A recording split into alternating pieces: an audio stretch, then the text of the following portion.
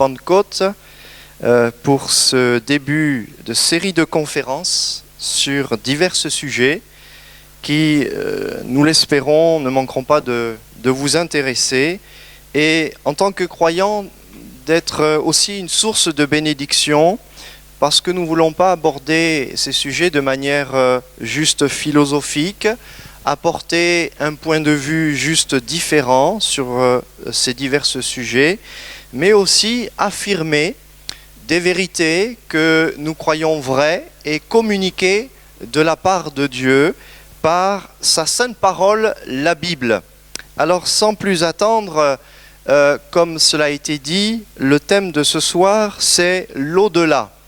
Et avant en introduction, pour commencer, je voudrais lire avec vous, si vous avez une Bible, dans l'Évangile selon Jean, au premier chapitre, pour que nous prenions ensemble bien la mesure de ce qui va être dit ce soir et de bien réaliser peut-être l'état intellectuel, l'état moral et spirituel dans lequel nous sommes et de réaliser que ce sujet sur l'au-delà est un sujet vraiment très très important. Il vous concerne, vous qui êtes là ce soir, et lisons ensemble dans l'Évangile selon Jean au chapitre 1er. Et nous lisons quelques versets. Verset 1. Au commencement était la parole, et la parole était avec Dieu, et la parole était Dieu. Elle était au commencement avec Dieu. Toutes choses ont été faites par elle, et rien de ce qui a été fait n'a été fait sans elle. En elle était la vie, et la vie était la lumière des hommes. La lumière luit dans les ténèbres, et les ténèbres ne l'ont point reçue. Amen. Amen. Nous apprenons dans cet évangile, et par la suite, que la parole ici, c'est la personne même de Jésus-Christ, et que Jésus-Christ est venu comme une lumière dans les ténèbres pour éclairer les hommes. Et ce dont je voudrais vous faire prendre conscience ce soir par rapport à ce que nous allons dire, c'est que vous êtes ou nous sommes, si vous n'avez pas encore accepté le Christ et les vérités concernant l'au-delà, nous sommes encore dans les ténèbres et notre intelligence est encore dans les ténèbres et nous sommes loin de Dieu et répondre à la question de l'au-delà, cela nécessite l'éclairage de la personne de Jésus-Christ. Et ce soir, je vous invite à écouter les versets que nous allons lire sur ce sujet et surtout l'enseignement et les paroles de Jésus, parce que c'est lui qui peut nous communiquer les vérités sur l'au-delà et l'au-delà de Dieu. Alors, on va lire d'abord dans une lettre qui est une lettre de Paul dans 2 Corinthiens, chapitre 5, verset 8. 2 Corinthiens, chapitre 5, verset 8. Paul parle à des chrétiens qui habitent la ville de Corinthe, dans cette partie de la Méditerranée, au-dessus de la Grèce. Et voici ce qu'il est dit dans 2 Corinthiens, chapitre 5, verset 8. Nous sommes pleins de confiance et nous aimons mieux quitter ce corps et demeurer auprès du Seigneur.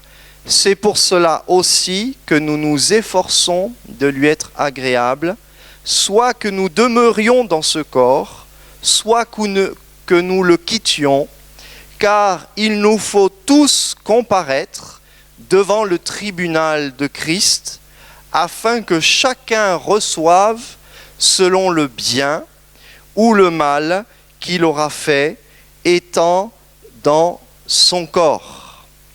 Puis nous lisons dans l'évangile de Luc cet enseignement de Jésus, cette parabole, ce récit de Jésus qu'il rapporte dans Luc 16, verset 19.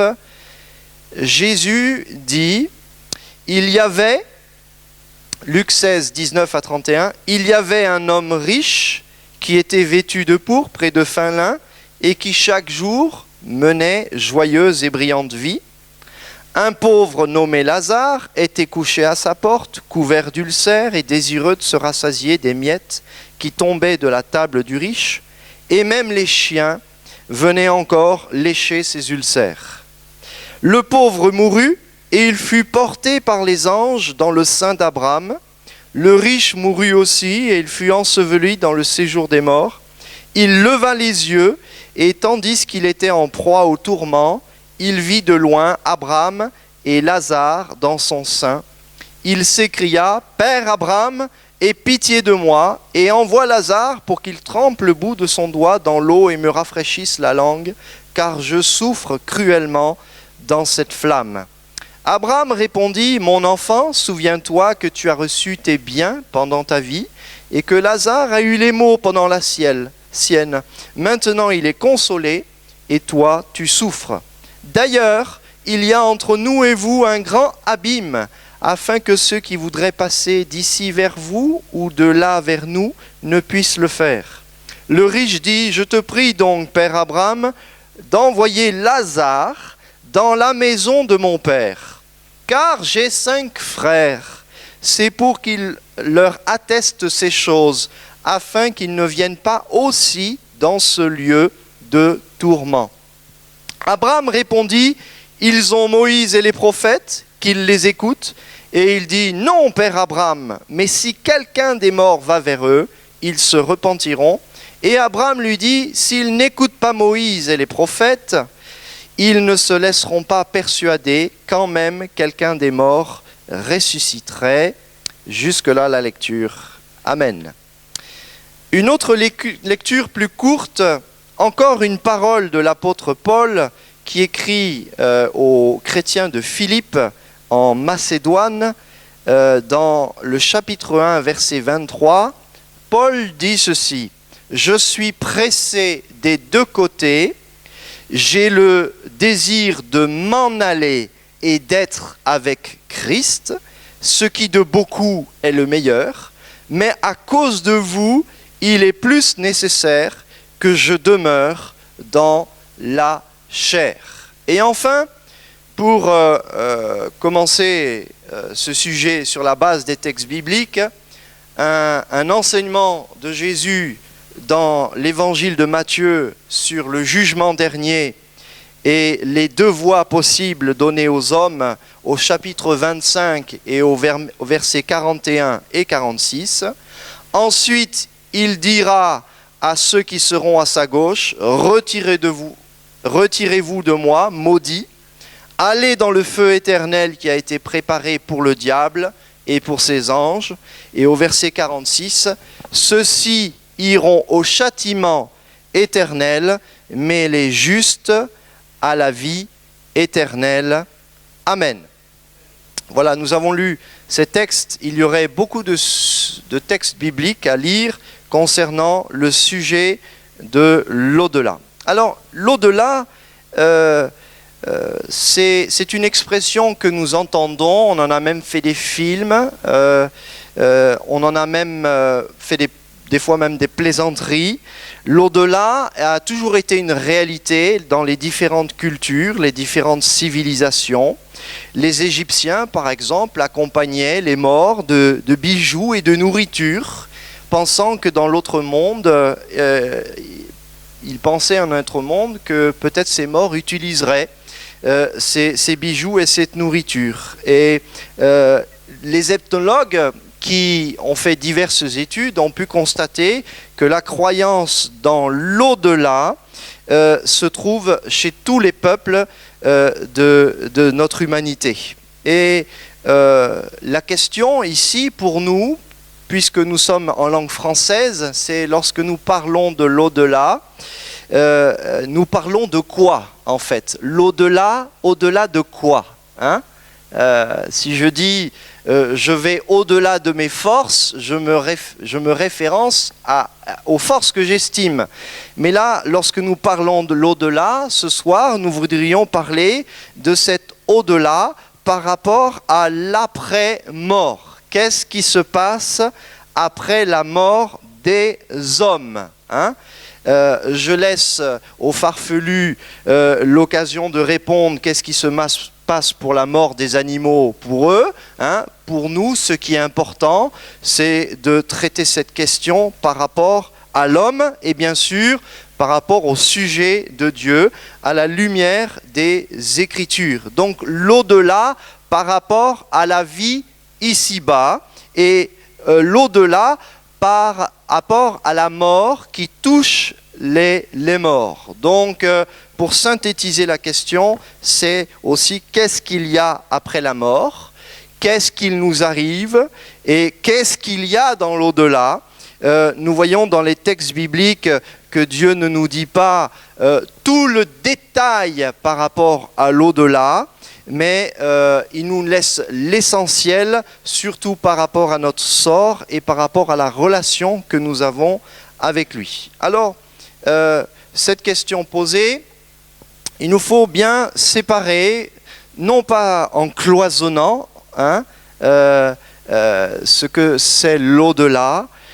Il y a plusieurs dimensions qui s'imbriquent et bien sûr, l'une des premières, par rapport à quelqu'un qui serait incroyant, quelqu'un qui chercherait, jusqu'à trouver, bien sûr, l'au-delà, c'est le monde invisible, c'est le monde qui est spirituel, c'est un monde qui a été créé, qui a un commencement. Nous avons eu l'écho au travers de Jean au chapitre 1. Maintenant, qu'est-ce que nous mettons dans ce monde spirituel créé, invisible? La mort nous oblige à nous positionner par rapport à un lieu dans l'au-delà où il y aurait, et la Bible nous en parle, un séjour des morts, un lieu peut-être où nous pourrions être dans le bien, et plusieurs religions ont essayé de définir ce lieu, et la Bible en tout cas parle de ce lieu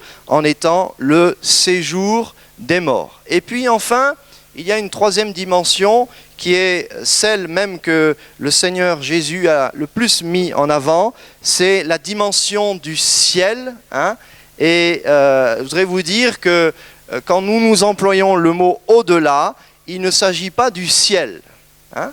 Parce que beaucoup pensent ce que nous appelons les universalistes, hein, c'est-à-dire que de toute façon, après la mort, tous les hommes iront au ciel, hein. Il y a encore une pensée, une culture chrétienne qui est tellement généreuse qu'elle économise les textes bibliques. Et l'au-delà, ce n'est pas le ciel, hein. Souvent, nous avons pu entendre ou voir, ou peut-être nous avons espéré secrètement que quelqu'un qui mourait, qui allait dans l'au-delà, il allait automatiquement dans le ciel. Le ciel, ici, c'est la présence bienheureuse de Dieu, c'est la communion avec Dieu, c'est ce que l'Écriture nous enseigne, c'est la vie éternelle auprès du Seigneur, de celui qui s'est révélé aux patriarches de l'Ancien Testament, comme le Dieu des vivants, d'Abraham, d'Isaac et de Jacob. Et c'est ce ciel que Jésus a prêché partout où il allait, il prêchait le royaume des cieux. Donc séparons bien la notion de monde spirituel, monde créé mais invisible, la notion de séjour des morts que nous essaierons surtout ce soir de développer parce que c'est, comme je le crois, une pierre de touche pour notre réflexion, et puis ensuite la dimension du ciel qui est celle de l'espérance chrétienne. Alors, tout le monde est concerné par l'au-delà. Tous les hommes sans exception, hein. Bientôt on va arriver à 8 milliards d'habitants sur la Terre, hein. Les 8 milliards sont concernés, hein. Sans exception, femmes, enfants, petit être embryonnaire, hein, livré à la mort, hein. Je ne sais pas, en France on atteint maintenant les millions et millions d'IVG, hein, après toutes ces années, même eux, ces êtres naturels voulus de Dieu, ces êtres humains sont concernés par l'au-delà. Et il faut savoir aussi que le séjour des morts nous introduit dans une réalité dans laquelle Jésus nous donne beaucoup de détails. Alors le séjour des morts, on va parler de celui-là particulièrement. Jésus, au travers de son enseignement et aussi tout l'Ancien Testament, nous donne suffisamment de détails pour nous renseigner sur finalement ce qui peut être le plus important pour un homme qui veut savoir ce qui se passe dans l'au-delà. Jésus a enseigné dans Luc 16 qu'il existe un séjour des morts. Comme l'expression est simple, hein? Si quelqu'un vous dit « mais où va-t-on après la mort ?» Mais c'est simple, dans le séjour des morts. Hein? Un enfant peut recevoir cette réalité, les morts vont dans un lieu où il y a tous les morts. Quelle justice, n'est-ce pas, que les morts soient ensemble, semble-t-il, puisque au départ sur la terre, les vivants sont ensemble et dans l'au-delà, les morts aussi sont ensemble. Mais on voit que dans ce que Jésus enseigne, les morts ne sont pas tout à fait ensemble. Et c'est là où je voudrais attirer votre attention, c'est que l'enseignement de Luc 16 nous montre une réalité, c'est qu'il y a effectivement un séjour des morts, mais dans ce séjour des morts, il y a deux mondes opposés, deux parties opposées, et la vie ici-bas nous invite déjà à choisir ce qui nous arrivera dans l'au-delà. Et ce soir, j'espère que vous prendrez très au sérieux sur ce qui se passe dans le séjour des morts. Dans l'Ancien Testament, l'expression pour parler du séjour des morts, c'est un mot qui est dit comme cela, c'est Sheol. Sheol, c'est un lieu, nous dit la Bible, qui est insatiable. Hein? Et c'est vrai que la mort, le séjour des morts, que fait-il? Sa fonction, c'est de réclamer les morts. Le livre des Proverbes, au chapitre 27, nous dit, au verset 20, je lis pour vous ce verset.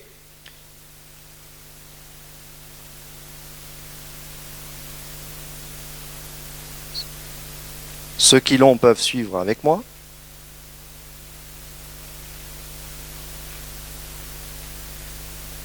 Proverbe 27, verset 20.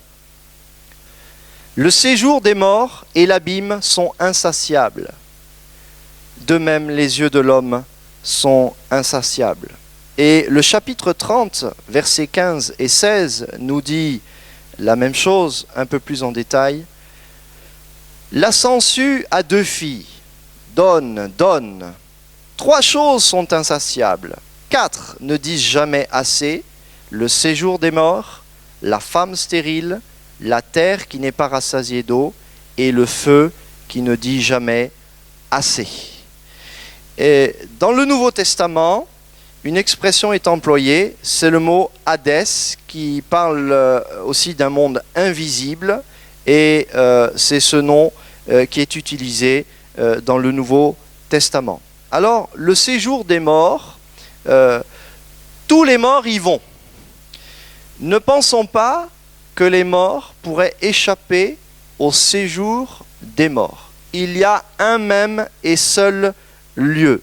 Et la Bible nous apprend, au travers du livre de l'Ecclésiaste, que tous les morts, qu'ils soient heureux ou malheureux, y vont.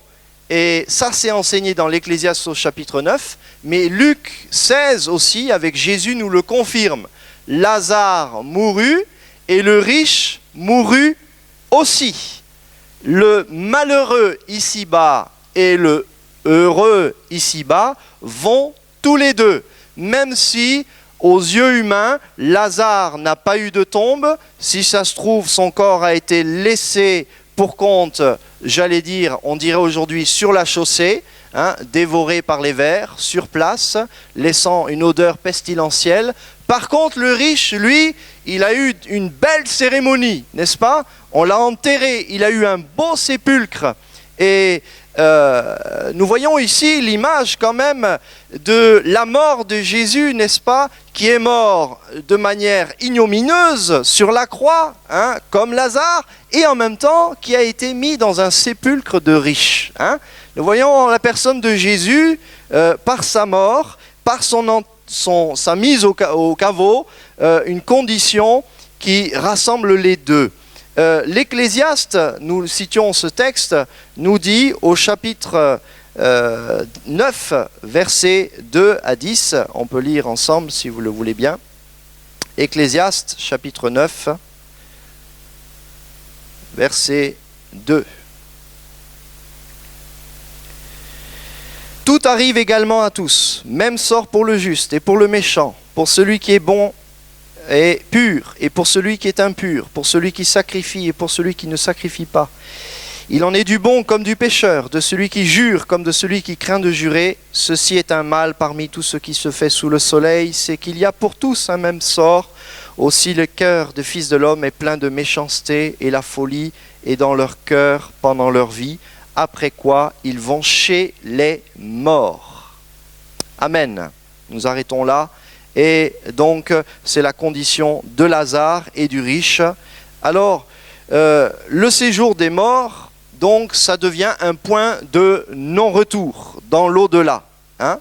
Et il est évident que l'intérêt de nos contemporains, c'est beaucoup plus ce qui pourrait exister en dehors du séjour des morts. Puisque le séjour des morts nous met devant une réalité, c'est que le pécheur meurt. Celui qui est né dans le péché doit mourir. Depuis Adam et Ève, l'homme a le péché attaché à sa condition et son salaire, c'est la mort. Et ce soir, je voudrais attirer votre regard. Si vous êtes intéressé par l'au-delà, soyez-le pour une bonne motivation, n'est-ce pas?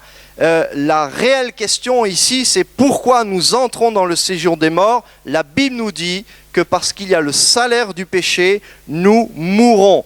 Et le prophète David a pu dire dans les textes sacrés que je m'en vais bientôt par tous les chemins de la terre, hein, proche de la mort. Il savait, lui, même s'il était un homme selon le cœur de Dieu, il avait son corps attaché au péché et il devait passer la mort. Alors c'est un passage, et ce passage dans l'au-delà, eh ben, on le commence par le séjour des morts. Et le séjour des morts nous montre aussi une autre réalité, c'est que le séjour des morts, c'est le séjour des âmes qui sont séparées de leur corps.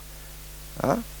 Réalisons que nous entrons dans la mort, non pas avec un corps, mais c'est notre âme qui va dans ce séjour de mort.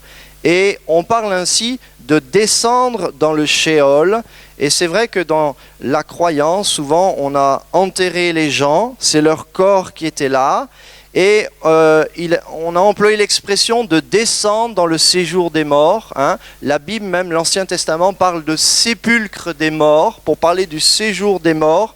Et donc, on a quelques difficultés à séparer le corps physique qui est sur terre et le séjour des morts. Hein.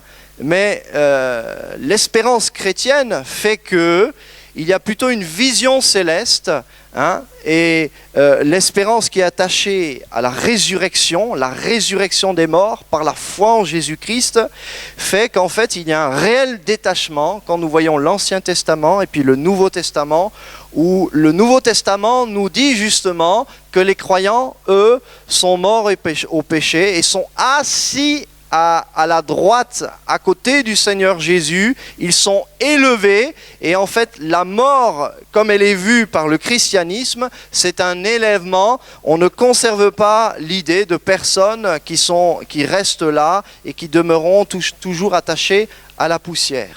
Donc j'insiste sur le fait qu'il y a déjà dans le séjour des morts cette idée, il y a le séjour des âmes, mais selon l'enseignement de Jésus dans Luc 16, on voit réellement qu'il y a déjà des promesses divines d'élévation, de félicité, de bonheur, de joie, déjà dans ce séjour des morts. Alors, le séjour des morts a ainsi été présenté comme un lieu inférieur, mais l'espérance chrétienne et l'enseignement de Jésus va nous montrer un réel changement, puisque Jésus, dans Luc 16, va montrer que celui qui meurt dans la foi, et il est question ici de Lazare, qui est un modèle de foi, qui a accepté les souffrances, qui a accepté la mort, contrairement à son voisin, qui était voisin sur terre. Il est voisin pour un temps, puisque semble-t-il Abraham peut parler avec ce voisin, cet homme riche.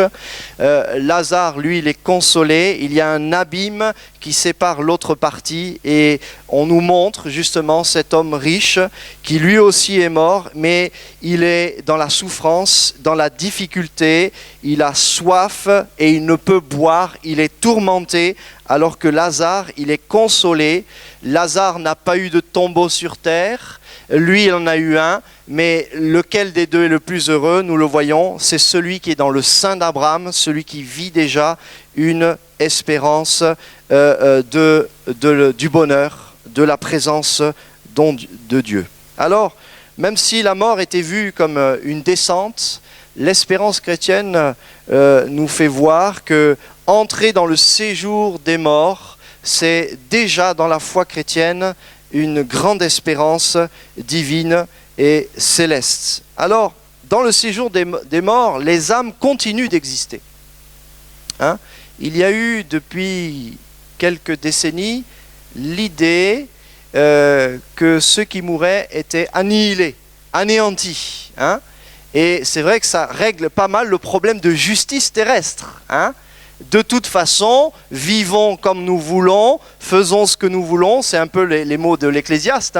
Quelque part, il n'y a pas de justice, tout le monde va au séjour des morts. Il y a l'idée que la vie ne continue pas après, la personnalité n'existe plus, mais Luc 16 nous montre que les personnalités des hommes continuent à exister, et même la foi des hommes continue d'exister.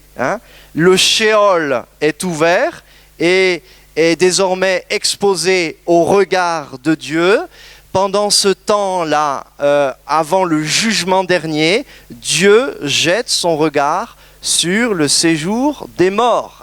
Nous voulons fermer les yeux sur ce qui se passe après la mort, dans l'au-delà, mais Dieu nous permet dans sa grâce de garder les yeux ouverts. Et nous le voyons dans notre société, nous avons beaucoup de mal, n'est-ce pas, à voir la mort au milieu de nous. Les historiens du Moyen-Âge nous montrent bien qu'avant, les cimetières étaient au milieu du village, au milieu de la vie, cela faisait partie de la vie. J'appartiens encore de cette génération de rupture où désormais on n'amène plus les petits-enfants au cimetière pour enterrer, permettez, la grand-mère. Ma grand-mère, je ne suis jamais allé voir où elle était enterrée. Nous appartenons, ma génération, à une génération de rupture, et nous avons peur d'affronter la question de la mort. Et Jésus, lui, parle librement de la mort et du séjour des morts. Et Dieu jette un regard clair sur le Sheol, sur l'Hadès, sur la mort. Jésus a toute puissance sur le séjour des morts. Il a pu être rappelé dans l'évangile de Matthieu, tout pouvoir m'a été donné. Et les prophètes annonçaient par la personne de Jésus au psaume 139, verset 8, « Si je monte aux cieux, tu y es, si je me couche au Sheol, t'y voilà. » Voilà la parole d'un homme rempli du Saint-Esprit, qui n'a pas peur, éclairé par Dieu, de voir qu'il y a effectivement le Sheol qui existe, qu'il y a la mort qui existe, et il le dit de manière prophétique aussi pour la personne de Jésus. Dans le Sheol, dans le séjour des morts, on voit aussi que tous les morts ne sont pas égaux. Et dans l'au-delà, tous les morts ne sont pas égaux. Dans le sens d'égalité spirituelle. Sur la terre, nous sommes égaux spirituellement. Pourquoi ? Parce que nous sommes tous pécheurs et l'évangile est proclamé sur toute la terre. Nous entendons le même message. Jésus-Christ est mort pour nos péchés et nous pouvons être délivrés de la mort et échapper au jugement parce qu'il est mort pour nos péchés et parce que l'évangile peut transformer notre ignorance sur la mort, sur les réalités spirituelles, sur les réalités du monde spirituel, du monde invisible. Et donc nous sommes égaux ici-bas. Mais Luc 16 nous montre que dans l'au-delà, cette égalité disparaît, puisque l'entrée dans le séjour des morts, c'est vraiment l'entrée sur un point de non-retour. Et vous avez lu avec moi ce texte dans Luc 16, où nous voyons le riche essayer d'influencer sur la vie du séjour des morts et d'influencer sur la vie d'ici-bas, puisqu'il est question, à un moment donné, d'une prière. Et c'est vrai que, semble-t-il, l'incrédulité, même dans l'au-delà, se manifeste, puisque là, un homme qui n'a pas vécu selon la foi ici-bas se met à prier et à demander qu'un homme ressuscite pour parler à ses frères, pour que ses frères qui vivent de la même manière que lui, c'est-à-dire sans foi, sans Dieu ni loi, puissent ne pas venir dans les tourments, mais dans le lieu où se trouve Lazare. Alors, on voit que tous les morts ne sont pas égaux. Quand je dis tous les morts, nous voyons que Lazare est bien conscient. La mort n'annule pas la conscience. Dans l'au-delà, il y a la conscience de ce qui se passe. Dans l'au-delà, ce n'est pas fini, comme on dit. Souvent, et c'est vrai, on peut comprendre cela quand quelqu'un a beaucoup souffert d'une maladie et qu'il passe dans l'au-delà, on dit, ça y est, c'est fini, il ne souffre plus. Il ne souffre plus dans son corps, oui, mais dans son âme. Qui peut répondre ?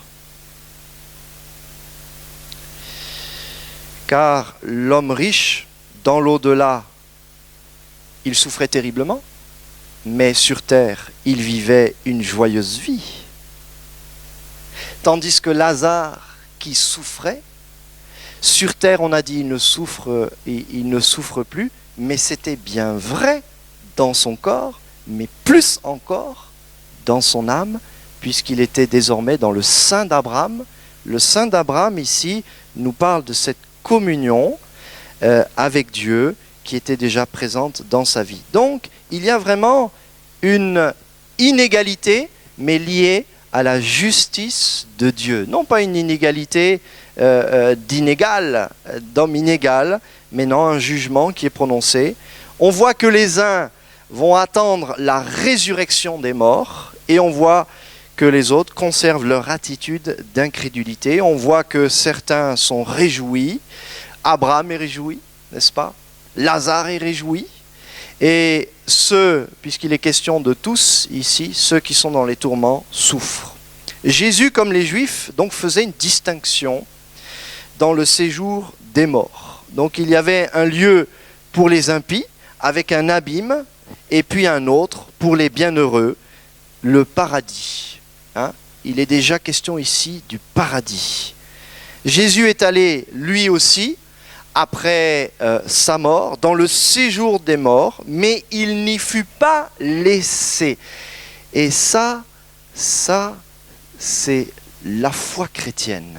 La Bible dit, dans le livre des Actes, il était impossible qu'il fût retenu par les liens de la mort. Jésus est allé, est passé par ce séjour des morts, n'est-ce pas, par cette condition de la mort, mais il n'en a pu être retenu. Certains ont pu dire, mais Jésus a été retenu 3 jours dans le Shéol, dans le séjour des morts. Non, Jésus n'a pas pu être retenu et il est revenu à la vie et il a triomphé de la mort, et c'est lui qui est maître dans l'au-delà, il est Seigneur dans l'au-delà. C'est pour cela qu'il pouvait être Seigneur sur la terre, c'est pour cela qu'il a pu ressusciter Lazare des morts, c'est pour cela qu'il a pu libérer de la mort cette jeune fille de 12 ans, c'est pour cela qu'il a pu libérer des puissances mauvaises invisibles, c'est pour cela que Jésus est venu sur terre, mourir sur la croix, et c'est pour ça qu'il est allé par le séjour des morts et il est ressorti triomphant parce que la mort ne pouvait retenir, parce que le séjour des morts, comme nous l'avons lu, a été réservé justement pour les impies, pour ceux qui persévèrent dans le mal. Mais un jour, ce séjour de mort va être jeté dans les temps de feu avec ceux qui sont restés, ceux qui restent dans le séjour des morts. Alors, on peut rappeler quelques vérités. Peut-être quand nous lisons la Bible, nous disons, mais quelle différence entre l'Ancien Testament et le Nouveau Testament par rapport au séjour des morts? Est-ce qu'il y a un séjour des morts dans l'Ancien Testament et un séjour dans le Nouveau Testament? En fait, on voit que Jésus fait la synthèse des deux. Et on voit que dans la Nouvelle Alliance, avec la venue de Jésus, et c'est Paul qui nous le dit et qui insiste là-dessus, c'est les textes que nous avons lus, que dans la Nouvelle Alliance, ceux qui acceptent Jésus-Christ comme leur sauveur et leur Seigneur personnel deviennent des croyants qui, même si ils sont morts un jour, ils vont être bien sûr séparés de leur corps, mais leur esprit va rejoindre directement Dieu.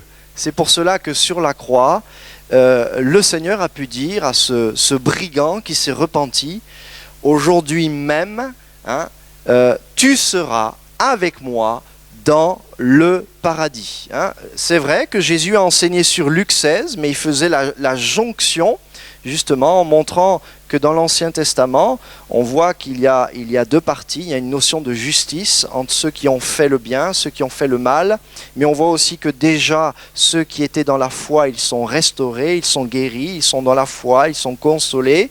Mais là, maintenant que Jésus va bientôt mourir et sortir triomphant, il peut dire à ce brigand, aujourd'hui même, tu seras avec moi dans le paradis. Donc dans la nouvelle alliance, le croyant n'est point jugé, mais par sa foi, il échappe au jugement. Et oui, son corps est dans la terre, mais son esprit va directement auprès du Seigneur et il est consolé, il est guéri. Il y a d'autres textes dans le livre des Actes des Apôtres où nous voyons Étienne, alors qu'il est lapidé, il dit « je vois le Seigneur ». Il est déjà dans la présence, il n'est même pas encore mort, que déjà il est en train de rejoindre le Seigneur. Et cela est attesté dans ces textes. Alors, vous me direz, mais alors, nous rejoignons, nous croyons l'Esprit de Dieu, le Père et le Fils, n'est-ce pas? Et aimer nos corps. Et nos corps, ils sont dans la terre, oui, mais la Bible nous dit que nous croyons à la résurrection et l'au-delà accueillera nos corps aussi. Alléluia. Ah oui, là je parle aux croyants. Nos corps ne resteront pas dans les tombes. Nos esprits, si le Seigneur ne revient pas, nous rejoindront Dieu, mais Dieu ne se repent pas de sa création. Lui qui est esprit, il a créé les choses terrestres, il nous a donné un corps, mais il a donné un corps aussi à son Fils, qui est passé par la mort et qui a été glorifié. Jésus est dans un corps, et ceux qui ont cru, justement, verront leur corps à la grande résurrection sortir des tombeaux. Cela signifie donc qu'il y a, suite à ces deux points, le premier point, c'est ce que j'ai dit, c'est que le croyant dans la Nouvelle Alliance rejoint le Seigneur après la mort.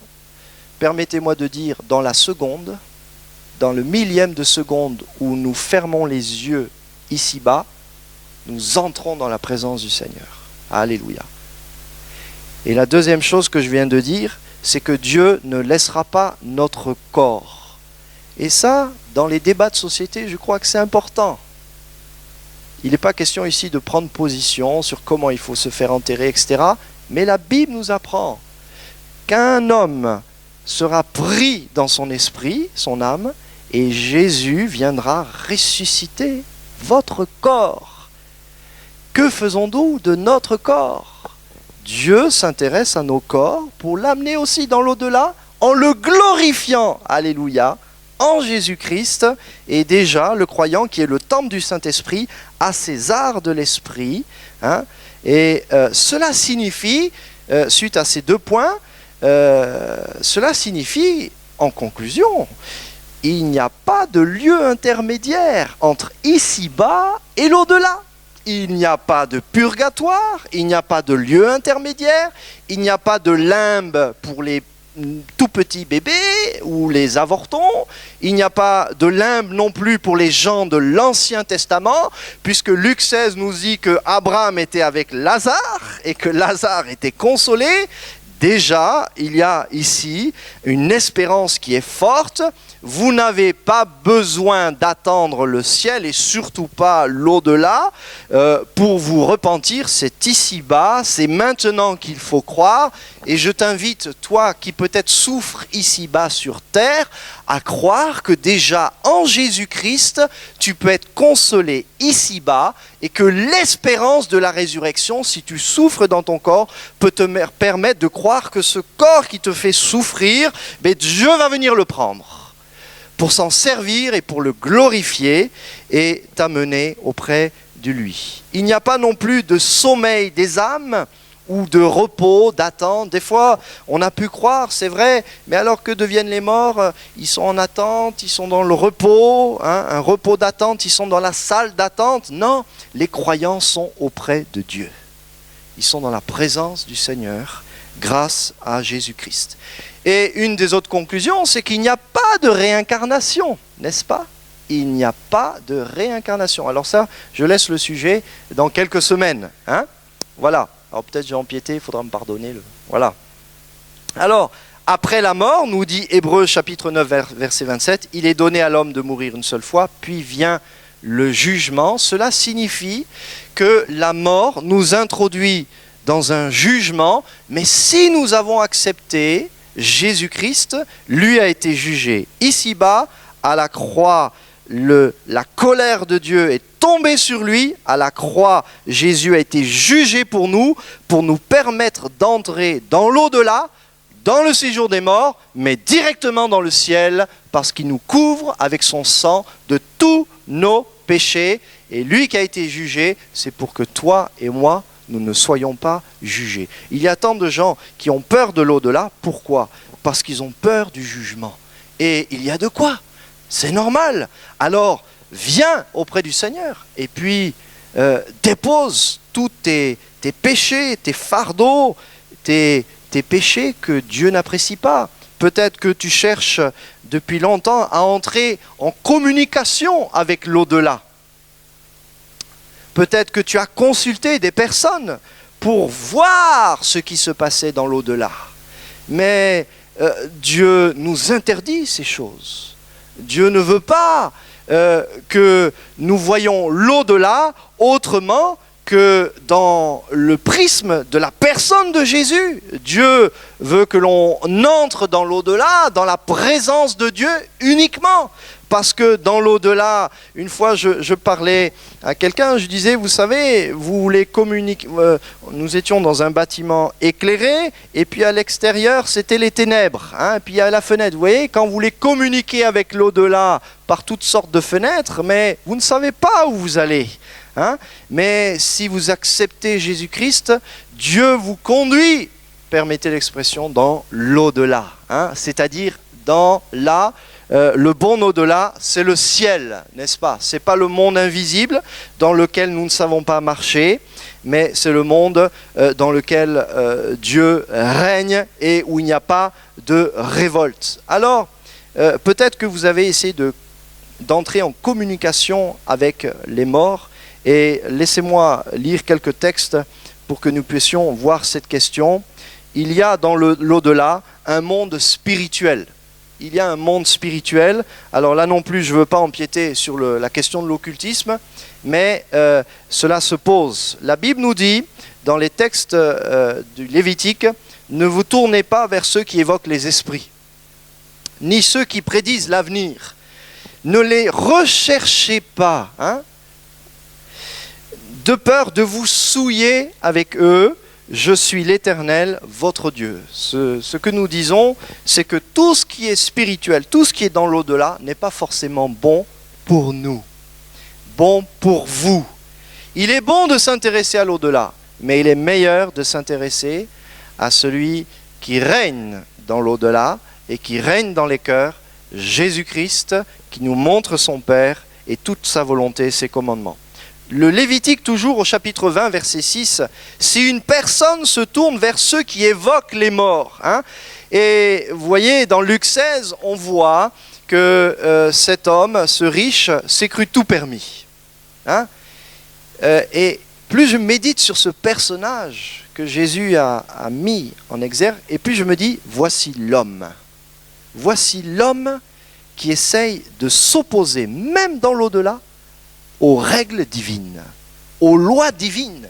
C'est dire le degré d'impiété, même dans l'au-delà, éclairé devant une telle réalité, une telle souffrance, le cœur ne se repent pas. Et je voudrais vous dire que ce n'est pas la souffrance qui nous permettra de nous repentir, c'est la conviction de Jésus qui est mort pour nos péchés. Lui peut nous convaincre de péché, et cet homme qui ne s'est pas laissé convaincre, ici-bas sur terre, n'a pas pu l'être, et il a essayé justement que des morts puissent intervenir dans le monde des vivants, et cela lui a été interdit, et on lui a rappelé une chose, ils ont Moïse et les prophètes. Et c'est ces textes que nous lisons, Lévitique est un texte de Moïse.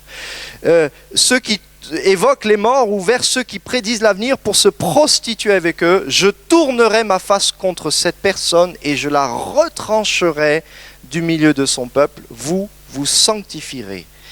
Un autre passage biblique, c'est l'épisode d'un grand roi d'Israël, Saül, qui a essayé d'entrer en contact avec le prophète Samuel parce que Dieu l'avait abandonné, et il s'est dit, je vais m'appuyer sur un homme qui était un homme de Dieu, mais c'était un homme mort.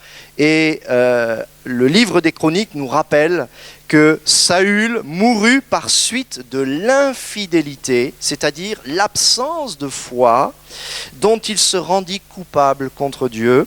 Il n'avait pas observé la parole de l'Éternel, mais avait interrogé pour les consulter ceux qui évoquent les morts. Dans l'au-delà,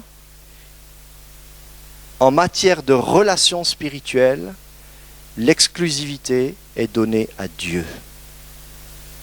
Il n'y a pas de relation ni avec des hommes, des femmes, des êtres chers, autorisés par Dieu, si ce n'est celui qui est revenu des morts, Jésus-Christ.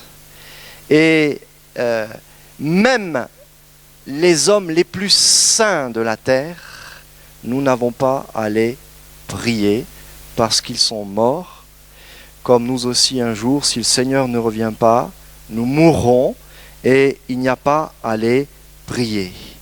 Dieu est le Dieu non pas des morts, mais des vivants. Et car pour lui, tous vivent, et il est question ici des croyants. Alors, un jour, pour ceux qui croient au Seigneur, nous serons réunis avec ceux que nous avons connus dans la foi, mais nous serons séparés de ceux qui n'auront pas cru. Et c'est ce que nous avons lu dans l'évangile de Matthieu en parlant de ceci. Ceux-ci iront au châtiment éternel, mais les justes à la vie éternelle.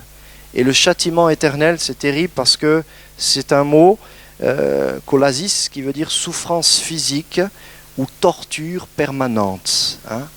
Et je crois que entrer en relation avec le monde spirituel, autrement que par les voies de Dieu, c'est-à-dire Christ, est une grave erreur et qu'il nous faut mesurer ce désir d'aller non pas dans l'au-delà, mais dans le ciel, à la lumière seule du seul chemin qu'est Jésus-Christ.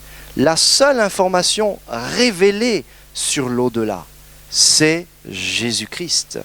Et c'est selon l'enseignement de Jésus-Christ, nous qui étions dans les ténèbres, comme dit Jean au chapitre 1, nous avons été éclairés sur ce monde invisible que nous avons perdu de vue, parce que nous avons perdu de vue celui qui est esprit et vie. Mais en Jésus-Christ, nous pouvons déjà voir, sans même vivre le moment, que la mort ne peut triompher du croyant, parce que Jésus-Christ a triomphé de la mort. Les peurs liées à l'au-delà sont bannies, écartées, puisque Dieu nous a promis d'avoir une place avec lui. Amen.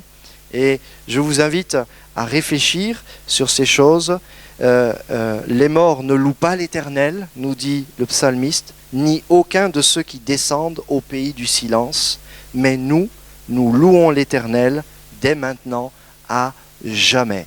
Alors ce soir, une question concernant l'au-delà.